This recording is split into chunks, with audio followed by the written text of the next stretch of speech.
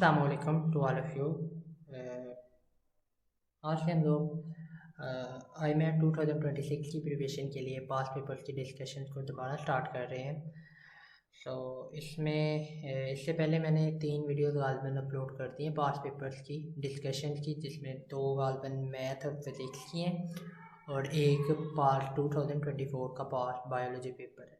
और अब मैं 2025 का पास पेपर है बायोलॉजी का, उसकी डिस्कशन हम अपलोड करेंगे और इस तरह पैसेज ऑफ टाइम।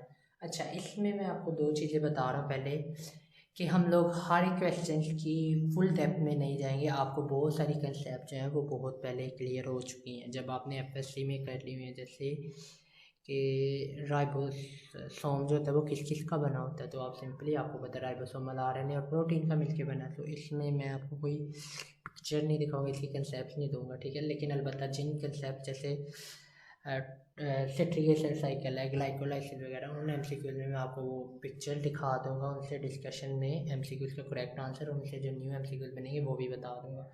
तो हम लोग स्टार्ट करते हैं। पहला MCQs है during lactic acid fermentation pyruvic acid क्या होता है, क्या वो ऑक्सीडाइज रिड्यूस होता है या ऑक्सीडाइज होता है, क्या वो ऑक्सीडाइज होता है, रिड्यूस होता है, डीकार्बोक्सिलेटेड होता है, फास्फोरिलेटेड होता है या डीफास्फोरिलेटेड होता है।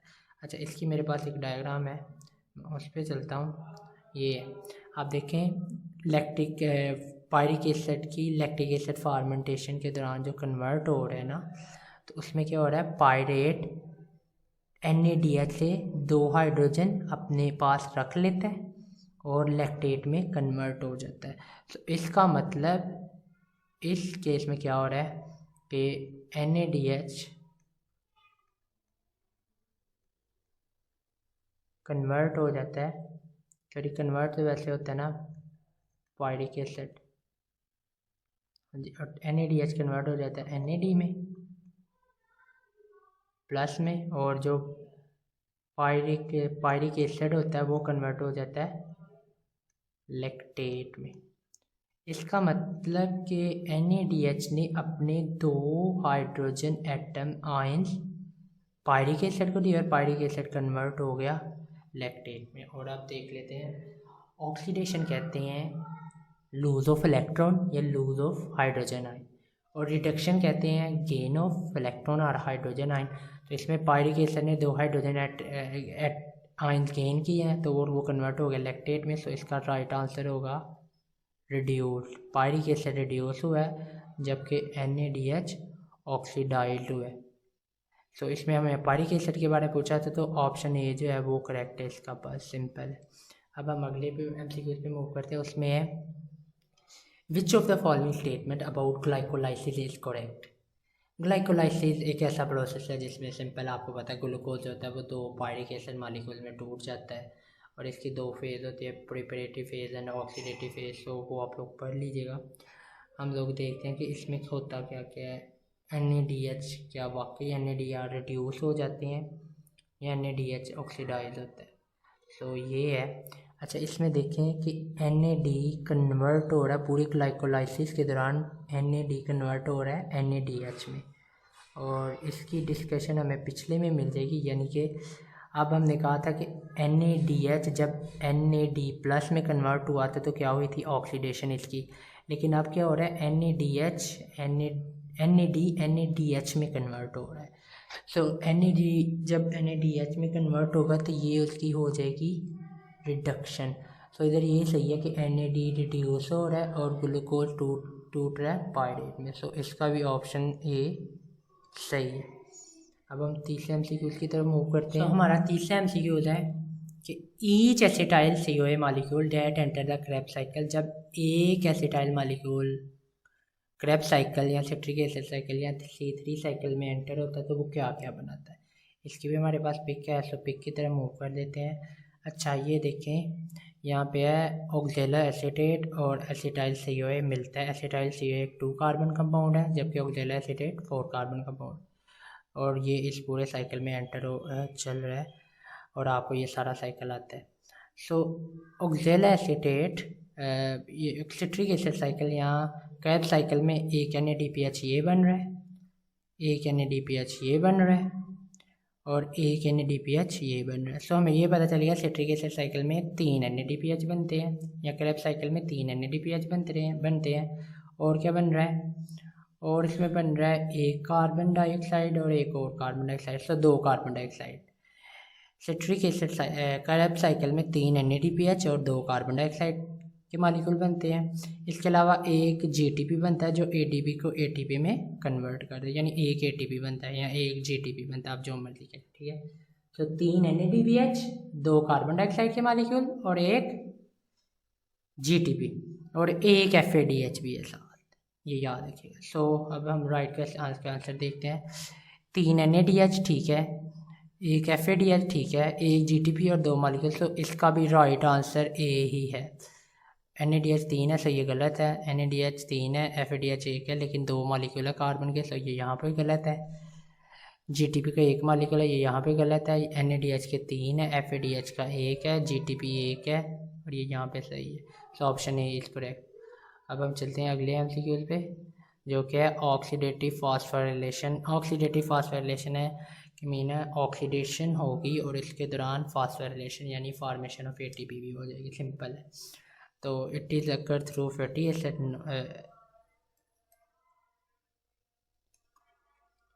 फैटी एसिड के केस में ऐसा होगा बिल्कुल भी नहीं। अच्छा, इसमें देखिए कि कौन से process, amino acids, amino group जब भी आ जाएगा तो ये तो इसलिए MCQ से इसीलिए लेमिनेटेड हो जाएगी, ठीक है। ऑक्सीडेटिव फास्फोराइलेशन अमाइनो एसिड का कोई ताल्लुक ही नहीं है अभी फ़िलहाल, और फैटी एसिड का मैंने पहले बता दिया, इसका भी नहीं है। और अमाइनो एसिड का फिर आ गया anabolism of amino acid carbohydrate, तो इसका भी नहीं है। और इसमें देखिए यहाँ पे लिखा है सिंथेसिस ऑफ ATP, सो इसका जो ऑप्शन करेक्ट होगा वो E होगा। अब अगले MCQ की तरफ चलते हैं हम लोग, वो है साइटोक्रोम्स क्या है। साइटोक्रोम्स एंजाइम है जो ATP की सिंथेसाइज करते हैं। Cytochrome transporter of hydrogen atom in respiratory chain है या क्या है। तो साइटोक्रोम्स होते हैं वो हाइड्रोजन को ट्रांसपोर्ट नहीं करते, वो इलेक्ट्रॉन्स को ट्रांसपोर्ट करते हैं। इनमें साइटोक्रोम में एक प्रोटीन होता है ATP सिंथेटेज जो ATP को सिंथेसाइज करता है, तो साइटोक्रोम नहीं करते। और ये रेस्पिरेटरी चेन में प्रेजेंट है, जी हाँ, साइटोक्रोम होते हैं रेस्पिरेटरी चेन में प्रेजेंट है। और ये ऑक्सीडेटिव फास्फोराइलेशन को रोक देते हैं, जी नहीं। और कोफैक्टर ऑफ ग्लाइकोलाइसिस हम इनके बारे में पढ़ें, तो option C is correct answer. अब हम अगले पे चलते हैं, वो है collision is a protein that is. अच्छा, कोलिजन एक प्रोटीन है और हमें बताना है कि वो कहाँ पाया जाए। कुछ प्रोटीन होते हैं जो सेल के अंदर पाए जाते हैं, जैसे एक्टिन है, मायोसिन है, ये मसल सेल के अंदर पाया जाता है। इस तरह कई प्रोटीन है वो किसी और सेल में पाए जाते हैं। और कुछ सेल्स होते हैं जो सिर्फ सेल के आउटसाइड पे बॉडी की स्ट्रक्चर बनाने में मदद देते हैं, जैसे इसकी एग्जांपल है कोलेजन। कोलेजन जो है ना, ये most abundant extra cellular protein है, so option C is correct. Membranous protein वो होते हैं जो मेम्ब्रेन पे, सेल मेम्ब्रेन में प्रोटीन। थिक फिलामेंट में सबसे जो अबंडेंट होता है वो मायोसिन होता है, और थिन फिलामेंट में सबसे जो अबंडेंट होता है वो एक्टिन होता है। न्यूक्लियर प्रोटीन नहीं है, न्यूक्लियर प्रोटीन हिस्टोन प्रोटीन, और इसके अलावा न्यूक्लियर मेम्ब्रेन पोर प्रोटीन है। और इसके अलावा अच्छा, अब है muscle construction is triggered by increase in concentration of calcium ion that bind to. अच्छा, इसमें मैं आपको एक स्ट्रक्चरल डायग्राम बना देता हूँ। सपोज करें ये एक्टिन, ये मायोसिन है, और सॉरी हाँ मायोसिन है, ये मायोसिन है जी, और ये एक्टिन।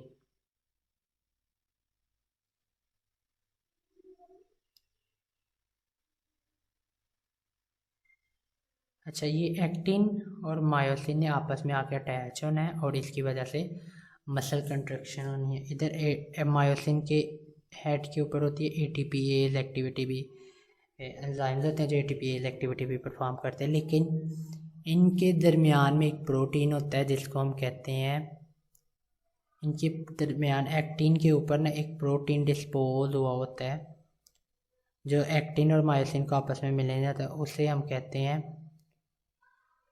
ट्रोपोमायोसिन। ट्रोपोमायोसिन मायोसिन, ठीक है। अब ट्रोपोमायोसिन के साथ एक और प्रोटीन अटैच होता है, वो होता है उसके 3 पॉलीपेप्टाइड कम्प्लेक्स होता है इसकी स्ट्रक्चर, ठीक है। उसका एक पार्ट जो होता है वो ट्रोपोन मायोसिन के साथ अटैच होता है, एक पॉलीपेप्टाइड जो होता है वो एक्टिन के साथ अटैच होता है, और एक जो होता है ना वो कैल्शियम के साथ अटैच होता है, कैल्शियम आयन के साथ। जैसे ही वो कैल्शियम आयन के साथ अटैच होता है ये अपनी जगह से डिस्पोज हो जाता है, डिस्प्लेस हो जाता है, और जब ये डिस्प्लेस हो जाता है तो ये ट्रोपोमायोसिन के साथ भी अटैच होता है, तो उसको भी डिस्प्लेस कर देता है और एक्सपोज कर देता है। एक्टिन और मायोसिन की जो बाइंडिंग साइट है वो एक्सपोज हो जाती है और इनके दरमियान अटैचमेंट हो जाती है, और अटैचमेंट की वजह से मसल कंट्रैक्शन। ये एग्जैक्टली स्ट्रक्चर नहीं है, जस्ट वैसे तो वो 2 पॉलीपेप्टाइड कम्प्लेक्स है ना, एक्टिन और मायोसिन, तो वो एक्चुअल में स्ट्रक्चर नहीं, मैंने आपको understanding the. So, muscle contraction is triggered by increase in in concentration of calcium ion that bind to troponin. ये ट्रोपोनिन के साथ कैल्शियम अटैच होता है, ठीक है। अच्छा, आगे है which of the following statement about actin and myosin and actin is correct. अच्छा, इसमें देख लें कि जो जब ये बॉन्ड इनके दरमियान लिंकेज हो जाता है तो मसल कॉन्ट्रैक्ट कर जाता है। अब मसल कॉन्ट्रैक्ट कर गया, अब मसल ने जब कॉन्ट्रैक्ट करना है तो उसने रिलैक्स भी होना है, और रिलैक्स होने के लिए ये बांध तोड़ना ज़रूरी है। और बांध कैसे टूटेगा, जब हम इसे देंगे एटीपी देंगे। जैसे ही एटीपी देंगे एक्टिन और मायोसिन एक दूसरे से फिर डिसोसिएट हो जाएंगे। सो ज़्यादा एटीपी होगा तो डिसोसिएशन ज़्यादा हो जाएगी। तो इसी वजह से जब जो डेड बॉडी होती है उसकी बॉडी स्टिफ क्यों हो जाती है, क्योंकि उसमें एटीपी हो जाती है और बॉन्ड जो एक्टिन मायोसिन एक दूसरे के साथ लॉक हो जाते हैं और वो ब्रेक नहीं होते। तो इसका जो ऑप्शन होगा the binding of ATP to actin myosin का प्रमोट द डिसोसिएशन। जी, एटीपी बाइंडिंग जो होगी वो प्रमोट करेगी एक्टिन और मायोसिन कम्प्लेक्स को डिसोसिएट होने में। तो अब हम न्यू एमसीक्यूज की तरफ, अगले एमसीक्यूज की तरफ मूव करते हैं, और वो है Bohr effect. Bohr effect is observed in tissue that are oxidizing large amount. अच्छा, बोहर इफेक्ट क्या है कि ये लंग्स है सपोज कर लें और ये टिश्यूज़ है। अब इधर हो रही है मेटाबॉलिक प्रोसेस से मतलब कि मेटाबॉलिक एक्टिविटीज़ हो रही हैं, जिसकी वजह से क्या प्रोड्यूस हो रहा है, बहुत ज़्यादा कार्बन डाइऑक्साइड और हाइड्रोजन आयन पैदा हो रहे हैं।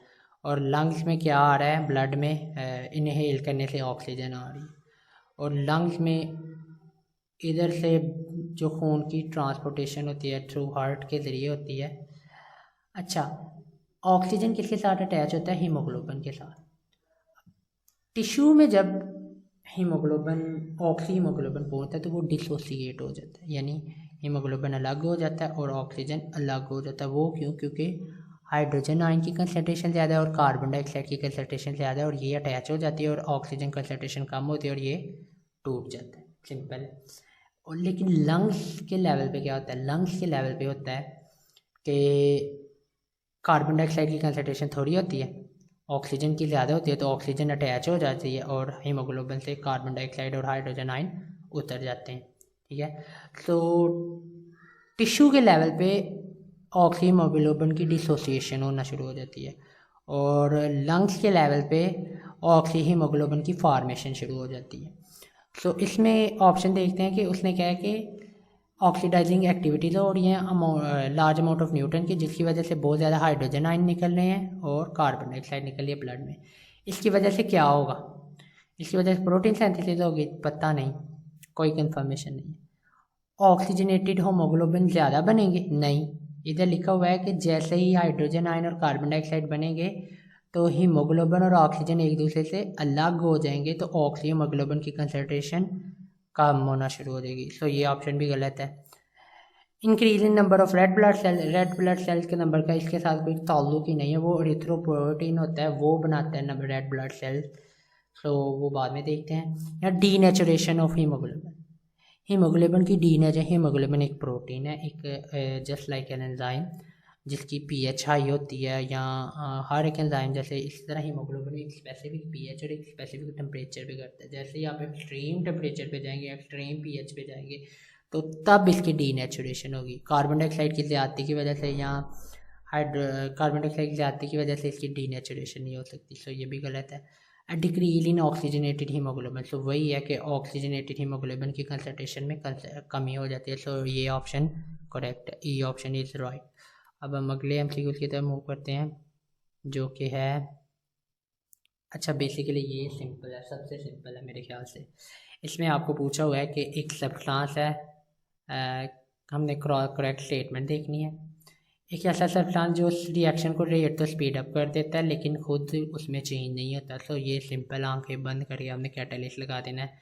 अगर कैटालिस्ट की जगह एंजाइम ऑप्शन उसे सेलेक्ट कर लेना। इफेक्टर्स आपको पता है ये नर्वस कोऑर्डिनेशन में इस्तेमाल होता है, तो ये भी नहीं है। कोफैक्टर एक पार्ट है कैटालिस्ट का। मॉड्यूलेटर, कोलेस्ट्रॉल वैसे लिपिड है, मॉड्यूलेटर वैसे ही मॉड्यूलेट करने के लिए इस्तेमाल, तो ये भी निकल गया।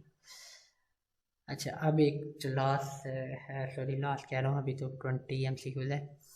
कंपीटेटिव इनहिबिटेशन में क्या होता है? कंपीटेटिव इनहिबिटेशन में होता है कि ये एंजाइम है, सपोज करें ये एंजाइम है और ये उसका सबस्ट्रेट है और ये इसका एक इनहिबिटर है। इनहिबिटर कैसे क्या करता है? वो एंजाइम के फंक्शन को रोक देता है। ये उसकी प्रॉपर स्ट्रक्चर है।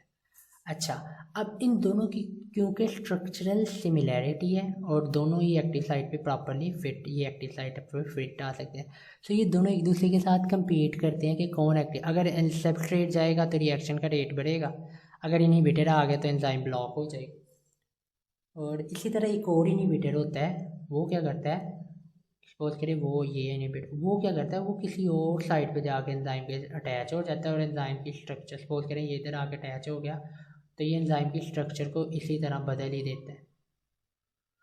तो इधर वो बॉलमा जो इनहिबिटर वो और स्ट्रक्चर चेंज हो जाएगी। स्ट्रक्चर चेंज होने की वजह से वो फंक्शन नहीं कर पाएगा। लेकिन ये एक्टिव साइट पे जाके अटैक नहीं करता, ये अदर साइड पे करता है जिसे एलेस्टोटिक साइट कहते हैं, ठीक है। सो कम्पिटेटिव इनहिबिटर में कंपटीशन होता है दो चीज़ों में, किसमें? इनहिबिटर में और सबस्ट्रेट में। So the inhibitor and substrate compete for the active site. जी बिल्कुल यही सही है कि सबस्ट्रेट और इनहिबिटर कंपीट करते हैं कि एक्टिव साइट को कौन कवर अप करेगा, ठीक है। चलें 21 MCQ है। Which of the following class of digestive enzyme is involve in digestion of proteins? अच्छा बच्चे, प्रोटीन की डाइजेशन में जो एंजाइम इन्वॉल्व उनके नाम हमने देखने हैं, ठीक है। अच्छा पहले आइसोमरेजेज। आइसोमरेजेज क्या करते हैं? सिस फॉर्म को ट्रांसफॉर्म में करते हैं, लेकिन ये किसी को डाइजेशन में इन्वॉल्व नहीं है, ठीक है। सिस फॉर्म को ट्रांस में करते हैं आइसोमरेजेज एंजाइम। अमाइलेज जो है वो स्टार्च की डाइजेशन में इन्वॉल्व है, सो ये भी नहीं होगा। लाइपेज जो है ये लिपिड्स की, सिंपल है, तो ये भी नहीं है। पेप्टिडेजेज, पेप्टिडेजेज पॉलीपेप्टाइड जो कि एक प्रोटीन ही हैं उनको डाईपेप्टाइड में कर देता है, पेप्टाइड में कर देता है। So this is the right answer. जी ट्रांस अमाइनो एसिड क्या करता है? अमोनिया ग्रुप को एक अमाइनो एसिड से उठाता है और दूसरे अमाइनो एसिड को दे देता है। ये कोई डाइजेशन वगैरह नहीं है प्रोटीन की अमाइनो एसिड के लेवल। अच्छा अगला MCQ है ऑक्सीडेटिव फॉस्फोरिलेशन इन्वॉल्व। ऑक्सीडेटिव ये माइटोकॉन्ड्रिया, ये माइटोकॉन्ड्रिया के एक इनर मैट्रिक्स है, ठीक है। और ये अंदर ये इनर मेम्ब्रेन है और ये उसके अंदर मैट्रिकल प्रोटीन है। अब ऑक्सीडेटिव फॉस्फोरिलेशन के लिए जो प्रोटीन होते हैं वो मेम्ब्रेन का इंटीग्रल या एसेंशियल पार्ट होते हैं, ठीक है। और ये मैट्रिक्स, ये जो इनर मेम्ब्रेन के अंदर फ्लूइड सा होता है और ये जो फ्लूइड होता है इसमें जो प्रोटीन होते हैं उन्हें कहते हैं मैट्रिक्स प्रोटीन। सो ऑक्सीडेटिव फॉस्फोरिलेशन जो होती है वो मेम्ब्रेन पे होती है, इनर मेम्ब्रेन पे। सो मैट्रिक्स प्रोटीन ऑप्शन गलत है, मोबाइल मॉलिक्यूल्स हो नहीं सकता इसमें। इंटीग्रल प्रोटीन पे होगी, बिल्कुल करेक्ट है। फेरिफेरल प्रोटीन बिल्कुल भी नहीं है और ना ही न्यूक्लियर प्रोटीन है। सो 23 MCQ पे हम चलते हैं। Who are the reduced coenzyme that are formed during biological oxidation और ये ऑक्सीडाइज? तो इसमें क्या कह रहा है कि कुछ कोएंजाइम थे, उन्होंने अपना फंक्शन परफॉर्म किया और किसमें पहले ऑक्सीडाइज फॉर्म में थे, तो और फंक्शन के बाद या रिएक्शन में इन्वॉल्व होने के बाद रिड्यूस्ड फॉर्म में, अब उनको दोबारा फंक्शनलाइज होने के लिए ऑक्सीडाइज फॉर्म में दोबारा जाना पड़ेगा। और वो कैसे जाएंगे? वो जाएंगे थ्रू द डायरेक्ट और by the direct oxygen of oxygen, बिल्कुल भी नहीं। या by the through the process of beta oxidation something related to fatty acids, तो ये भी नहीं है।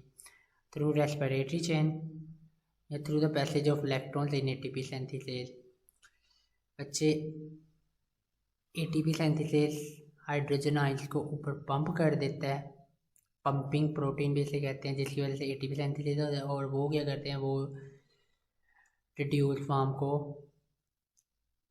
ऑक्सीडाइज रिड्यूस फॉर्म को ऑक्सीडाइज फॉर्म में कन्वर्ट करने में हेल्प करते हैं।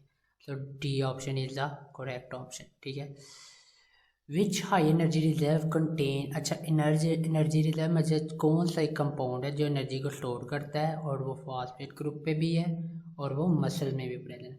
मसल में जो मेन मॉलिक्यूल प्रेजेंट है ना जो एनर्जी को स्टोर करता है वो है ग्लाइकोजन। लेकिन इधर पूछा है कि मेन कौन सा है, सो उन्होंने पूछा कि वो कंपाउंड जो फॉस्फेट ग्रुप का हो। सो इसमें जो होगा वो होगा creatine phosphate is the compound which contain phosphate and act as energy reserve and found in muscle. So अगले MCQs की तरफ चलते हैं। Which of the metabolic processes occur mainly in liver? बच्चे इसमें आपने वो प्रोसेस सिर्फ बताना है जो सिर्फ और सिर्फ लीवर में ही हो सकता है। अच्छा, उसका मतलब क्रैब साइकिल माइटोकॉन्ड्रिया में होता है और माइटोकॉन्ड्रिया हर एक सेल में होता है, एनिमल सेल में। सो वो मसल सेल भी हो सकता है, लीवर सेल भी हो सकता है और स्मूथ मसल सेल भी हो सकता है। तो ये तो नहीं होगा। ट्रांसमाइनेशन मैंने आपको बता दिया है, ये transamination transport of amino acid from one, और ये भी हर जगह हो सकता है, मसल में, लीवर में होता रहता है। अच्छा, ग्लाइकोलाइसिस हमें पता है हर इवेंट में होती है, हर सेल में होती है, और कुछ में तो ये सिर्फ जैसे आरबीसी सेल है उनमें सिर्फ ये एमसीक्यू होता है कि आरबीसी के पास अपने माइटोकॉन्ड्रिया वगैरह नहीं होता, तो वो एनर्जी जो ग्लाइकोलाइसिस जो 2 एटीपी बनाती है वो उन्हीं से बस अपनी एनर्जी हासिल करता है। तो इसका ये, लेकिन ग्लाइकोलाइसिस इस टर्म में आंसर नहीं है क्योंकि हमने पढ़ना जो लीवर में हुआ और ये आरबीसी में हो रहा है, सारे सेल में होता है। Beta oxidation of fatty acid, बच्चे फैटी एसिड की बीटा ऑक्सीडेशन ये भी लीवर में नहीं हो रहा। अलबत्ता यूरिया साइकिल जो है ये सिर्फ लीवर में हो रहा है। क्यों?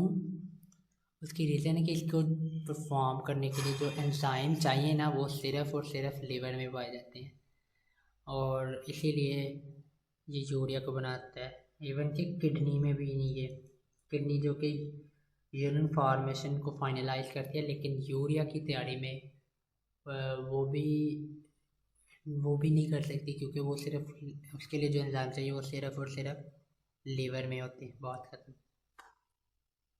आगे चलते हैं। 26 MCQs है। ह्यूमन बॉडी के लिए एनर्जी को ट्राइग्लिसराइड की फॉर्म में एडिपोल टिश्यू में स्टोर करना क्यों ज़्यादा एडवांटेजियस है बजाय इसके कि वो प्रोटीन की फॉर्म में मसल में एनर्जी को स्टोर करे? उसकी रीज़न ये है कि एडिपोल टिश्यू ट्राइग्लिसराइड जो होते हैं उनमें कैलोरीज बहुत ज़्यादा होती हैं और पानी का कंटेंट बहुत ही कम होता है, that simple. So option A is correct, more calories and less water. अच्छा, यहाँ पे आपको बता देता हूँ एक एक्सप्लेनेशन, बाद में ये एमसीक्यू है कि स्मूथ एंडोप्लाज्मिक रेटिकुलम जो है वो बनाती है, उनसे जो बर्ड्स निकलते हैं और यहाँ बर्डिंग जो पार्ट निकलती है फ्यूजन वाली वैक्यूल, छोटी छोटी थैलियाँ वो मिलके अटैच हो जाती है एक साइड पे गोल्जी अपरेटस में, और गोल्जी अपरेटस एक साइड से बनता जाता है। ठीक है, फॉर्मिंग फेस और मैच्योरिंग फेस होते हैं गोल्जी अपरेटस के, बिल्कुल ठीक है। अब गोल्जी अपरेटस से भी कुछ वेसिकल निकलते हैं और उनमें से एक वेसिकल है जिसका नाम है लाइसोसोम। तो लाइसोसोम वो ऑर्गेनेलिज है। हाँ, एक और बात कि लाइसोसोम के अंदर एंजाइम्स होते हैं, हाइड्रोलाइज एंजाइम, जो कि स्लाइटली एसिडिक होते हैं, यानी उनकी पीएच एसिडिक होती है, यानी कि 7 से कम होती है। तो बच्चे लाइसोसोम प्रोटीन की सिंथेसिस के लिए तो इन्वॉल्व होते हैं, वो उसके लिए तो राइबोसोम्स होते हैं। तो ये तो गया, इनकी पीएच 7 से अबव होती है, नहीं 7 से छोट कम होती है। ये स्मूथ एंडोप्लाज्मिक रेटिकुलम की बडिंग की वजह से होते हैं, नहीं, स्मूथ एंडोप्लाज्मिक की बडिंग की वजह से गोल्जी अपरेटस बनता है, तो ये भी नहीं है। तो क्या ये इनके माल फंक्शन की वजह से कोई डिजीज़ नहीं होती? नहीं, डिजीज़ होती हैं। फॉस्फोफ्रुक्टोकाइनेज एंजाइम है, वो अगर हो जाए तो इसकी वजह से भी कोई डिजीज़ होती हैं जो एंजाइम होती हैं। ठीक है, that form by budding from Golgi apparatus, जी बिल्कुल ये ऑप्शन करेक्ट है, मैंने आगे बता दिया हुआ है इधर के गोल्जी अपरेटस से लाइसोसोम बनते हैं। आगे चलते हैं। Which of the following statement is correct. अच्छा, ये याद रख लें कि सेल के अंदर न्यूक्लियस, क्लोरोप्लास्टिड और माइटोकॉन्ड्रिया, ये वो ऑर्गेनेल्स हैं जिनके पास डीएनए होता है। न्यूक्लियस के पास हमने पढ़ा या ना, न्यूक्लियस के अंदर डीएनए भी होता है, आरएनए, लेकिन क्लोरोप्लास्ट के पास भी होता है डीएनए और माइटोकॉन्ड्रिया के पास। इसलिए क्लोरोप्लास्ट और माइटोकॉन्ड्रिया को सेल्फ रेप्लिकेटिंग ऑर्गेनेल कहते हैं। Self replicating organelle. सो कौन सी स्टेटमेंट करेक्ट है? न्यूक्लियस, माइटोकॉन्ड्रिया, क्लोरोप्लास्ट के पास डीएनए होता है। जी बिल्कुल करेक्ट है। आगे चलते हैं। विच ऑफ द फॉलोइंग, बच्चे प्लाज्मा मेम्ब्रेन है या सेल मेम्ब्रेन है, उसका क्या फंक्शन? उसका फंक्शन है कि कुछ पार्टिकल्स को सेल के अंदर एंटर होने देना, यानी act as a semi permeable. कुछ पार्टिकल्स को लो करेगी, कुछ पार्टिकल्स को नहीं लो करेगी सेल के अंदर एंटर होना। सो ये क्या करती है? रेगुलेट करती है exchange between inside and outside of the cell. So B option correct है इसका। अब हम 30 क्वेश्चन पे चलते हैं। Which reactions are defined as exogenic? Exogenic वो रिएक्शंस होते हैं जो एनर्जी को रिलीज करते हैं, सिंपल है। और इधर कौन से ऐसे रिएक्शंस हैं, और ये खुद ब खुद होते हैं, स्पॉन्टेनियसली एकदम से रिएक्शंस होते हैं, एकदम से ब्लास्ट होता है, एनर्जी रिलीज होता है, जिससे आप कह लें सिंपल है reaction that releases energy and occur spontaneously. तो यही करेक्ट ऑप्शन है। What is the main rule of osteoblast? बच्चे बोन्स, सेल्स, बोन्स आपने पढ़ा होगा और कार्टिलेज भी पढ़ा होगा। बोन्स के 3 सेल्स होते हैं, एक होते हैं ऑस्टियोब्लास्ट और एक होते हैं ऑस्टियोक्लास्ट और एक होते हैं ऑस्टियोसाइट्स। सिंपल है। Osteocytes are mature bone cells हैं, मेच्योर सेल्स हैं। ऑस्टियोब्लास्ट हैं वो बोन्स फॉर्मिंग सेल्स हैं, यानी किसी तरह बोन्स फॉर्मिंग सेल्स बनाते हैं और बाद में किस में कन्वर्ट हो जाते हैं? ऑस्टियोसाइट्स में। ऑस्टियोक्लास्ट क्या करते हैं? ये बोन के डिसॉल्व करते हैं। डिसॉल्व मतलब मैं बता देता हूँ कि जब बोन बन जाती है ना, तो बोन के अंदर एक मेडुलरी कैविटी जिसमें बोन मैरो होता है, बोन अंदर से होलो होती है, उसमें मेडुलर कैविटी बोन मैरो के लिए स्पेस बनती है और वो स्पेस बनाते हैं ये ऑस्टियोक्लास्ट। ये बोन को डिसॉल्व करते हैं। लेकिन इधर उसने पूछा है कि ऑस्टियोब्लास्ट का क्या रोल है, तो क्या वो मिनरल डिसॉल्व करते हैं बोन से? नहीं। क्या वो ब्लड पीएच को रेगुलेट करते हैं? बिल्कुल भी नहीं। वो बोन टिश्यू को ब्रेक डाउन करते हैं? नहीं, वो तो ऑस्टियोक्लास्ट करते हैं। तो क्या वो न्यूट्रन को ट्रांसपोर्ट करने में? बिल्कुल भी नहीं। वो क्या करते हैं? Produce collagen and mineral for bone matrix. Matrix के जरिए कोलेजन और वो बनाते हैं और जिससे बोन फॉर्मेशन में हेल्प मिलती है। अच्छा, आज का लास्ट MCQ है इंसुलिन। बच्चे हम जो भी पेशेंट होता है उसे हम कहते हैं कि जैसे उसका शुगर लेवल हाई हो गया है तो उसे हम इंसुलिन का इंजेक्शन लगा देते हैं। जिनकी बहुत ज़्यादा शुगर हाई होती है ना, उसे इंसुलिन क्या करता है? इंसुलिन ब्लड के अंदर जो ग्लूकोज का लेवल हाई हुआ है ना, उसको कम करता है। कैसे करता है? ग्लूकोज को ग्लाइकोजन में कन्वर्ट कर देगा, ग्लूकोज को ब्लड से निकाल के मसल को दे देगा ATP फॉर्मेशन के लिए, इस तरह, और ग्लूकोज को प्रोटीन में कन्वर्ट कर देगा, यहाँ के फैट्स में कन्वर्ट कर देगा। डेट सिंपल, तीनों काम हो सकते हैं इंसुलिन। यानी आपने किसी तरह ब्लड के ग्लूकोज लेवल को कम करना है किसी भी तरह। तो क्या करता है? फैटी एसिड की सिंथेसिस को इनहिबिट करता है? नहीं। वैसे बाय द वे बड़ा भी रहा होता है, चले छोड़े। Stimulate the breakdown of glycogen? नहीं। ग्लाइकोजन ब्रेकडाउन होगा तो वो कन्वर्ट हो जाएगा ग्लूकोज में, और ग्लूकोज का लेवल पहले ही बहुत ज़्यादा हुआ है और भी ज़्यादा कर नहीं सकते हम लोग, ठीक है।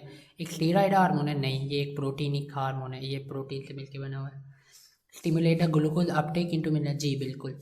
ये क्या करेगा? इंसुलिन करेगा, ग्लूकोज को ब्लड से उठाएगा, ब्लड को ग्लूकोज से उठाएगा और मसल में पहुंचा देगा, ठीक है। So option D is correct. Is secreted by adrenal gland? बिल्कुल भी नहीं। ये तो pancreas, insulin is released by pancreas, या उर्दू में से कहते हैं लबलबा।